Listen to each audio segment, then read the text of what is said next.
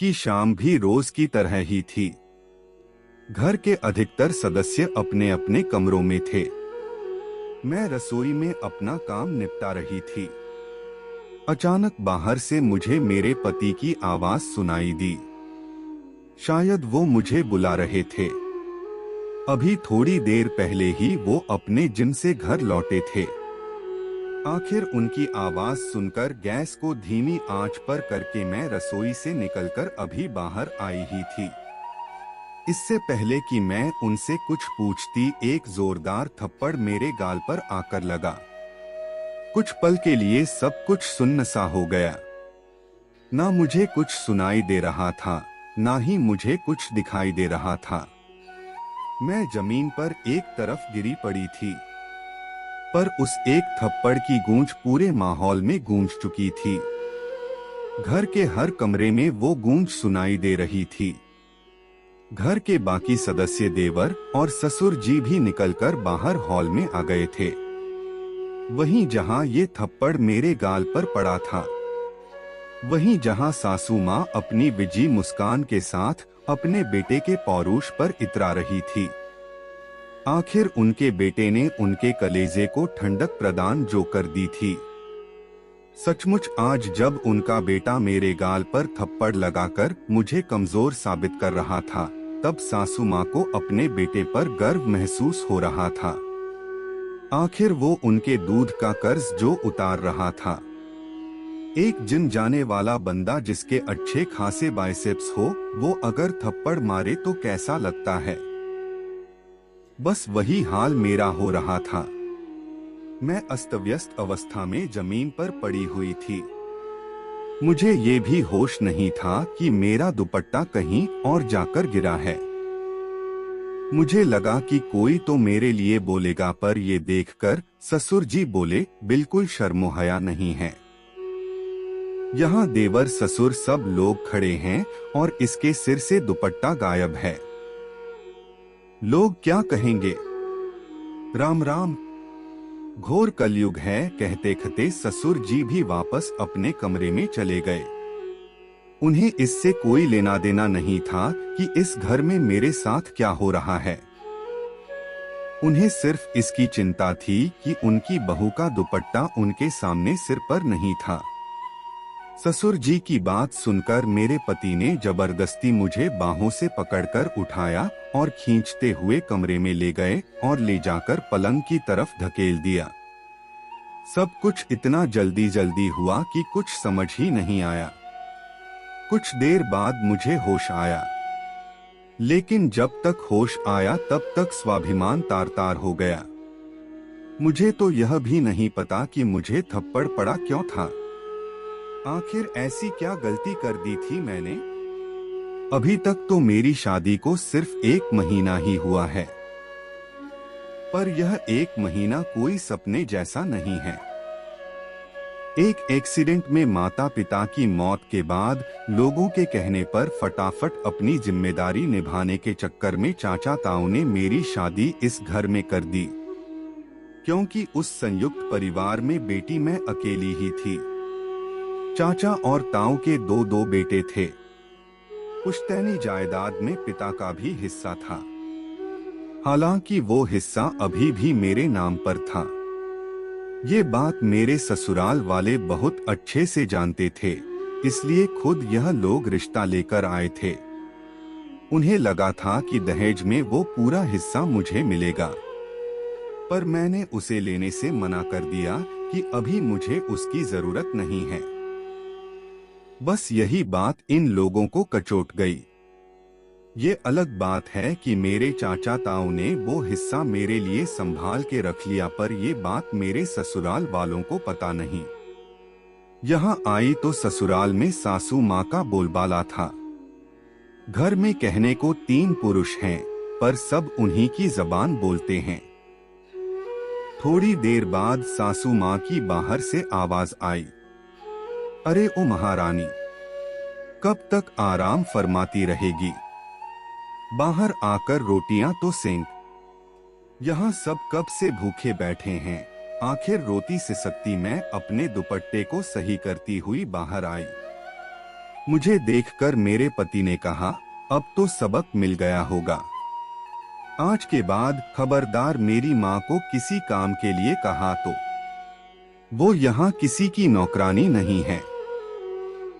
माँ बाप ने कुछ संस्कार नहीं सिखाए इसे। पति की बात सुनकर मन घृणा से भर गया। ऐसा कौन सा काम कह दिया मैंने सासू माँ को करने के लिए जिसकी मुझे यह सजा दी गई। तभी याद आया कि सासू माँ को शाम को चाय की तलब हुई थी, तो चाय बनाकर उनके कमरे में देने गई तो सासू माँ कमरे में नहीं थीं। इसलिए चाय टेबल पर रखाई थी। रसोई में आकर आटा गूंथ ही रही थी कि सासू माँ ने चाय के लिए आवाज लगाई। आटे से हाथ सने होने के कारण सिर्फ इतना ही तो कहा था कि आपके कमरे में टेबल पर ही रखी है, ले लीजिए। भला ये भी कोई काम हुआ। 55 साल की औरत इतनी बड़ी बुढ़िया हो गई कि चाय का प्याला भी उठा ना पाई और बेटे से शिकायत कर दी। और बेटा भी इतना समझदार कि इतनी सी बात के लिए थप्पड़ खींचकर लगा दिया। अभी 1 महीने पहले तक इनके घर में ऐसे कौन से नौकर चाकर लगे हुए थे जो इनकी माँ काम नहीं करती थी। बहू के आते ही अचानक क्या हो गया। मन में कई विचार उबाल मार रहे थे। अगर जवाब नहीं दिया तो जिंदगी भर भुगतना होगा। पूरे शरीर की नस नस में गुस्सा दौड़ रहा था। इतने में सासू माँ ने फिर कहा, अरे क्या बुत बनी खड़ी हुई है, जाकर रोटी सेक। मुझे वहां खड़ा देखकर पति भी मेरे पास आकर बोले, माँ लगता है इसको अभी भी समझ में नहीं आया। वो तो ट्रेलर था, इसको अभी पूरी पिक्चर दिखाता हूँ। माँ जरा दरवाजे के पास जो लाठी रखी है वो देना। आज इसे बता ही देता हूँ कि ससुराल में कैसे रहते हैं। इससे पहले कि ये कुछ कर पाते मैंने खींचकर थप्पड़ इनके गाल पर रसीद कर दिया। मेरी हरकत से सभी लोग हैरान हो गए थे। कुछ देर के लिए उस थप्पड़ की गूंज ने सभी को चुप करा दिया। पर उस चुप्पी तोड़ते हुए मैंने कहा, अपनी बूढ़ी माँ से काम कराते हो तुम, शर्म नहीं आती या संस्कार बेच खाए। तुम्हारे बूढ़ी माँ ने कुछ सिखाया नहीं तुमको कि ऐसी बूढ़ी औरत से काम नहीं कराते। मेरी बात सुनकर गुस्से से मेरा पति अपने गाल सहलाते हुए मेरी तरफ देख रहा था। तभी सासू माँ फुंकार कर बोली, तेरी इतनी हिम्मत कि मेरे बेटे पर हाथ उठाया। कैसी औरत है तू, अपने पति की इज्जत नहीं करती। बेहुदा औरत लोक लाज के लिए ही सही अपने हाथ को काबू में नहीं रख सकती थी। सासू माँ आप तो बड़ी महान हैं। जब बेटा बहू को थप्पड़ मार रहा था तो वो उसकी मर्दानगी थी। अब बहू ने पलटकर थप्पड़ मारा तो बेहूदगी। मैं बर्दाश्त करने वालों में से नहीं हूँ। तभी ससुर जी भी चिल्लाते हुए बोले, इसे घर से धक्के मार कर निकालो। माँ बाप तो है नहीं, देखते चाचा तो कब तक घर में रखेंगे। शर्मो हया बेच खाई इसने, अरे चाचा ताऊ तो रख लेंगे। लड़की की शादी की है, बेचा नहीं हमने। हिम्मत कैसे हुई हमारी बच्ची पर हाथ उठाने की। माँ बाप नहीं है तो इसका मतलब यह नहीं है कि जो आएगा वो तुम करोगे। अचानक पीछे से ताऊ जी की आवाज आई। पलटकर देखा तो चाचा जी, ताऊ जी और उनके बेटे खड़े थे। उन्हें अचानक घर में देखकर सबकी बोलती बंद हो गई।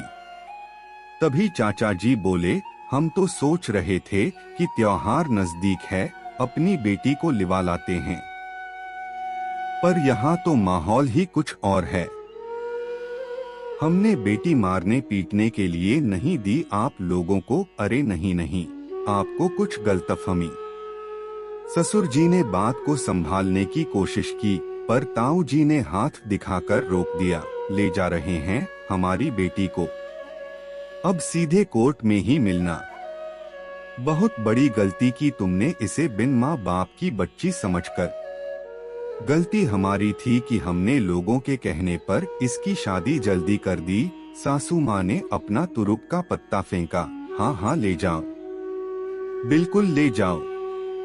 घर बैठी बेटी बोझ ही होती है। जब लोग ताने मारेंगे ना, तब पता चलेगा। क्या कहोगे लोगों से कि आपकी बेटी अपने पति को थप्पड़ मारकर आई है? लोग क्या कहेंगे? अब उससे हमें फर्क नहीं पड़ता। अब हमारी बेटी इस घर में नहीं रहेगी, कहकर ताऊ जी ने मुझसे मेरा सारा सामान बंधवाया और उसी समय मुझे लेकर रवाना हो गए। आखिर कुछ दिनों की मशक्कत के बाद मुझे उस घर से छुटकारा मिल ही गया। आज मैं अपने आगे की पढ़ाई कर रही हूँ और जब तक आत्मनिर्भर नहीं हो जाऊंगी, तब तक ताऊ जी और चाचा जी ने मेरी शादी की बात करने तक से मना कर दिया। दोस्तों, कहानी पसंद आया तो चैनल को सब्सक्राइब कर देना।